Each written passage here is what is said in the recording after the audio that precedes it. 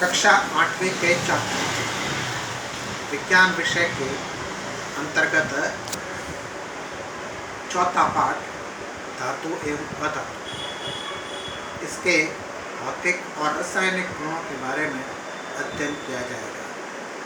आज इस पाठ का पहला भाग प्रस्तुत किया जाएगा, जिसमें धातु तथा अधातु केवल धातु के ही भौतिक और रासायनिक गुणों का अध्ययन के बारे में बताया जाएगा।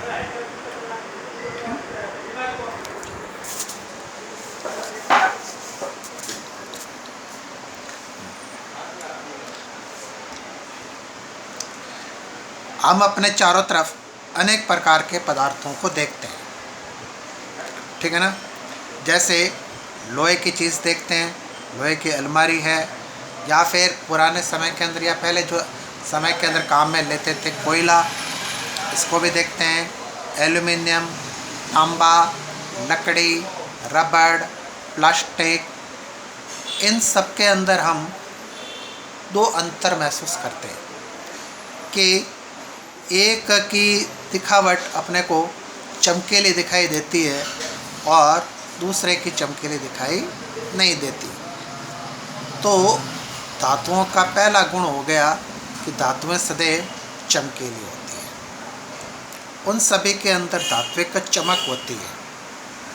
इसका मतलब सभी की अलग अलग प्रकार की चमक होगी। लोहे की चमक अलग प्रकार की होगी, चांदी की चमक अलग प्रकार की होगी, सोने की चमक होती है वह भी अलग प्रकार की होती है। विशिष्ट चमक इनकी पाई जाती है। सभी प्रकार की धातुएं अधिकांशतः स्वतंत्र अवस्था के अंदर प्राप्त होती है। जैसे सोना, जिसे अपन कहते हैं Au, इसी प्रकार प्लेटिनम, ये सभी स्वतंत्र अवस्था के अंदर प्राप्त होती है। कुछ अधातुएं होती है वह भी स्वतंत्र अवस्था के अंदर मिलती है, जैसे हाइड्रोजन H2, या फिर नाइट्रोजन N2, या फिर सल्फर, ये सभी भी स्वतंत्र अवस्था के अंदर मिलती है। तो पहला गुण तो कौन सा हो गया, यह स्वतंत्र अवस्था के अंदर मिलती है, ये इसका भौतिक गुण हो गया। दूसरा भौतिक गुण होता है अधिकांश धातुएं ठोस अवस्था के अंदर पाई जाती है। जैसे लोहा, ठीक है ना, जानते हैं लोहे का प्रतीक क्या है, कैपिटल F और E। इसी प्रकार सोने का होता है Au, चांदी का होता है A और G। प्रत्येक लिखते समय अपने को ध्यान रखना चाहिए, पहला लेटर होता है वह कैपिटल होता है, दूसरा लेटर होता है वह स्मॉल होता है। तो आपने लोहा, सोना और चांदी इन तीनों की अवस्था देखी तो कौन सी अवस्था में मिलती है, ठोस अवस्था के अंदर मिलती है। लेकिन एक और धातु है, वह है पारा, इसका प्रतीक होता है Hg। यह द्रव अवस्था के अंदर मिलती है। सामान्यतः इसका प्रयोग थर्मामीटर के अंदर किया जाता है। इसके अंदर किया जाता है थर्मामीटर, यानी कि तापमान को देखने के लिए। आगे आप देखते हैं सभी धातुएं कठोर होती है। जैसे लोहा कठोर है, सोना कठोर है, चांदी कठोर है, ठीक है ना।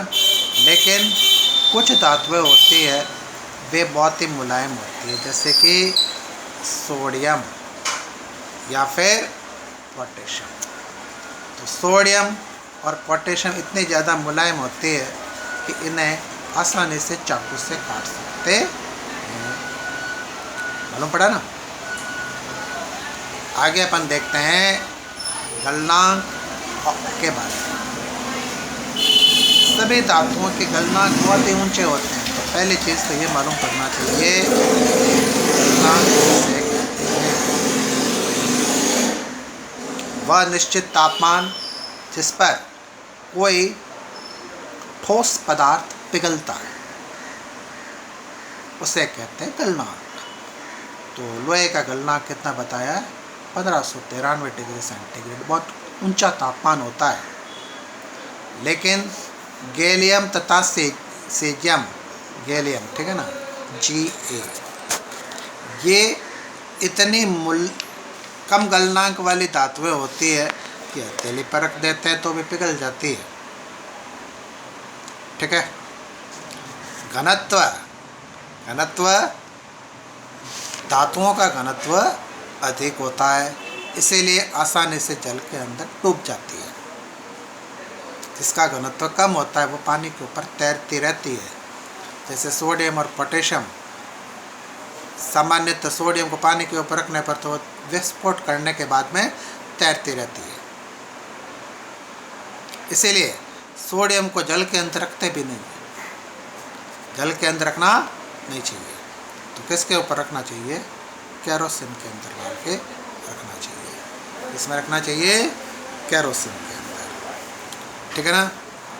इसी प्रकार से अब देखते हैं विद्युत की चालकता। क्या देखते हैं? विद्युत की चालकता। ये देखो, इस चित्र को ध्यान से देखो, दिख रहा है इस चित्र के अंदर एक बैटरी है, बैटरी से बल्ब को जोड़ रखा है, दूसरा तार भी बल्ब से जुड़ा हुआ है, बीच के अंदर क्या आई हुई है? कील आई हुई है, लोहे की कील। अगर लोहे की कील यहाँ पर इन दोनों तारों के बीच के अंदर हैं तब तो ये बल्ब प्रकाश दे देगा। क्यों देगा? क्योंकि विद्युत धारा आराम से लोहे में से प्रवाहित होकर बल्ब के अंदर पहुँच जाती है। अब यहाँ पर इस कील को हटा दो और उसके जगह पर रबड़ लगा दो या प्लास्टिक का टुकड़ा लगा दो या लकड़ी का टुकड़ा लगा दो, क्या बल्ब जलेगा? नहीं जलेगा, क्योंकि ये लकड़े के टुकड़े, ये प्लास्टिक, ये सब विद्युत के कुचालक होते हैं। तो धातुएं कैसी होती है? सुचालक होती है। लोहा, तांबा, ठीक है ना, एल्यूमिनियम, ये सब क्या है? सुचालक धातुएं हैं। कौन सी धातुएं हैं? सुचालक। लेकिन इन सब के अंदर भी सबसे महत्वपूर्ण चीज़ आ गई चांदी। कौन आ गई? चांदी। ये चांदी सबसे ज़्यादा चालकता प्रदर्शित करती है। क्या काम करती है? सबसे ज़्यादा चालकता, ठीक है ना। तो ये चांदी एक ऐसी धातु है जो न केवल विद्युत की चालक है बल्कि वह ऊष्मा के भी चालक है। किसकी चालक है? ऊष्मा की। हम लोग देखते हैं कि अपने घर के अंदर कुछ खाना पकाने के पात्र होते हैं, उनके हत्थे होते हैं, वे लकड़ी के बनाए जाते हैं। क्योंकि अगर लकड़ी के नहीं बनाएंगे तो फिर गर्म करने के बाद पकड़ोगे कैसे, ठीक है ना। प्रेशर कुकर का हत्था होता है तो वह बैकेलाइट का बना होता है ना। इसके जगह पर अगर स्टील का ही वह हत्था होता तो फिर कल्याण अपना, तो फिर पकड़े नहीं पाते, ठीक है ना। तो किसका बनाते हैं? कुचालक का बनाते हैं। शीशा होता है ना, वह सबसे कम चालक होता है ऊष्मा का। एक अन्य गुण के बारे में अध्ययन करते हैं, वह गुण है आघात वर्धनीयता। आघात वर्धनीयता का मतलब होता है कि धातुओं को अगर हथौड़े से पीटते हैं तो फिर पतली चद्दर के रूप के अंदर फैल जाती है, पतले परत के रूप में फैल जाती है। लोहा, तांबा, चांदी, इन पर हथौड़े से चोट करेंगे तो फिर पतले चद्दर के रूप में बदल जाती है। यह गुण कहलाता है आघात वर्धनीयता का गुण। कौन सा गुण कहलाता है? आघात वर्धनीयता का गुण। इसी प्रकार धातुओं के अंदर तन्यता का गुण भी पाया जाता है। किसका गुण पाया जाता है? तन्यता। इनके पतले तार खींचे जा सकते हैं। क्या खींचे जाते हैं? तार। तो अपन देखते हैं विद्युत के तार होते कितने पतले पतले होते हैं। वो किसके बनते हैं? तांबे के, एल्यूमिनियम के, लोहे के बनाए जाते हैं। वो प्लास्टिक के बनाए थोड़े जाते हैं, क्योंकि उनकी कोई तन्यता होती नहीं। सभी प्रकार के ध्वनिक धातुओं के अंदर खुद की विशिष्ट ध्वनि होती है। अलग अलग प्रकार से बजाने पर उसकी ध्वनि अलग अलग निकलती है। ये सभी हमने धातुओं के भौतिक गुणों के बारे में अध्ययन किया है। अब आगे लेते हैं कि धातु के रासायनिक गुण क्या है। पहला गुण ऑक्सीजन से क्रिया करना। वायुमंडल के अंदर ऑक्सीजन गैस है। लोहा कौन सी चीज़ बताइए? लोहा वायुमंडल के ऑक्सीजन यानी कि जलवाष्प के साथ क्रिया करता है और क्रिया करके आयरन ऑक्साइड बनाता है। इसी को अपन जंग कहते हैं। क्या कहते हैं? जंग। अब इस जंग को चाकू से खुरच कर किसी जल भरे पात्र में डालते हैं तो उसका विलयन तैयार हो जाता है, जलीय विलयन। इस जलीय विलयन के अंदर लिटमस पत्र डालते हैं तो फिर वह लाल लिटमस पत्र को नीला कर लेता है। तो हम जानते हैं कि वह पदार्थ जो लाल लिटमस पत्र को नीला करता है क्या कहलाता है? क्षार कहलाता है। इसीलिए इस धातु यानी कि धात्विक विलयन होते हैं, उनकी प्रवृत्ति किस प्रकार की होती है? क्षार। ठीक इसी प्रकार से दूसरा उदाहरण मैग्नीशियम का दिया हुआ है। मैग्नीशियम के फित्ते को जलाने से जो राख प्राप्त होती है, उस राख के जलीय विलयन के अंदर जब अपन पानी डालते हैं तो फिर राख का जलीय विलयन तैयार हो जाता है। इसका जलीय विलयन तैयार हो जाता है, राख का जलीय विलयन तैयार हो जाता है। और इस जलीय विलयन के अंदर जब अपन वही वाली बात लाल लिटमस पत्र को डालेंगे तो फिर किस प्रकार का हो जाएगा? नीला हो जाएगा। मालूम पड़ गया ना? ये धातुओं के विलयन के क्षारीय प्रवृत्ति को दर्शाता है।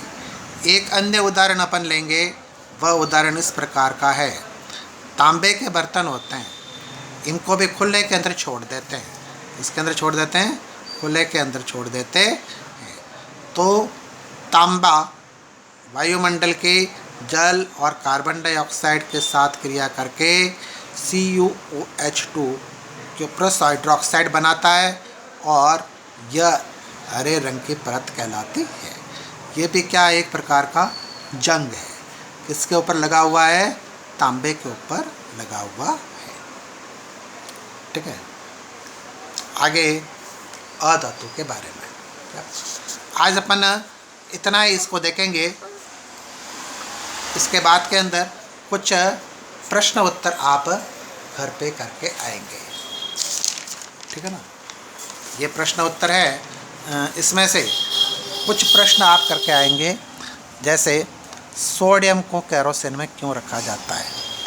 एक तो ये कर लेना। द्रव अवस्था में कौन सी धातु मिलती है? आपको बताया ही था। हथेली पर कौन सी धातु पिघलती है? ये भी आंसर आप जानते हैं। धात्विक ऑक्साइड की प्रकृति बताइए, ये भी अपन करेंगे बाद। ये भी हो गया था। धात्विक ऑक्साइड की प्रकृति किस प्रकार की है? धातुओं के उपयोग वगैरह के बारे में अपन पढ़ेंगे बाद में। ठीक है ना? इन 4 प्रश्नों के उत्तर आप लोग करके आएंगे।